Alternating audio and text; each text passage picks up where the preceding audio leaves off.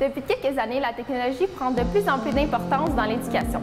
En effet, cette technologie peut apporter des défis aux enseignants qui doivent adapter leurs méthodes afin de subvenir à la demande croissante de ces innovations au sein des classes. C'est le cas de la classe AVA, un projet pilote qui vise l'apprentissage par l'utilisation des tablettes électroniques.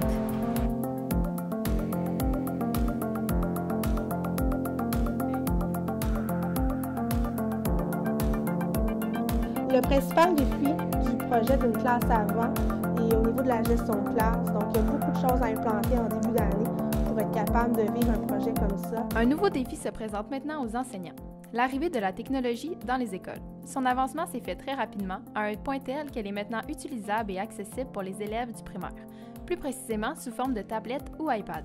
Cette idée de pouvoir utiliser un iPad dans les écoles primaires a été sujet de controverses immédiats et l'est encore à ce jour.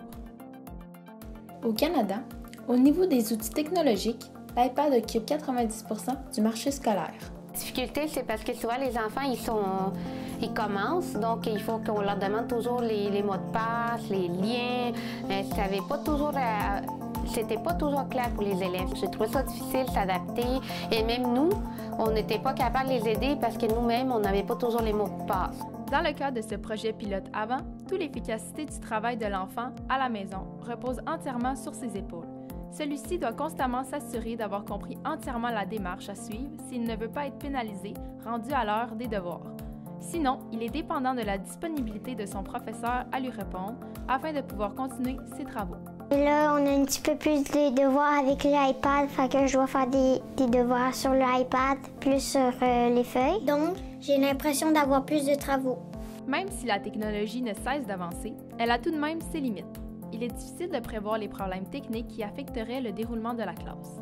La notion du temps est donc automatiquement affectée. Ça demande un investissement principalement en temps et au niveau de la gestion de classe aussi, ça demande plus de temps, principalement en début d'année, ne serait-ce que pour la création de comptes, de mots de passe, par exemple, installer les choses avec les élèves, ça demande du temps et ça devient tout de même une charge supplémentaire, ça c'est clair. Ce qui inquiète les parents de ces élèves est le risque que peut représenter le iPad ou la tablette numérique.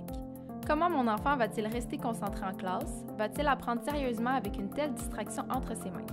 L'utilisation du iPad est perçue comme une distraction et non pas comme un objet pédagogique.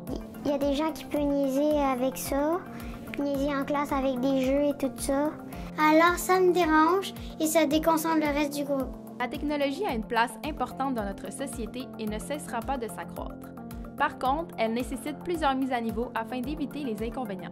La surcharge de travail et l'adaptation difficile qu'elle engendre sont à améliorer si les enseignants veulent continuer à exploiter cette nouvelle méthode. C'était Yanira Berger pour l'Informateur du Cégep de Terrebonne.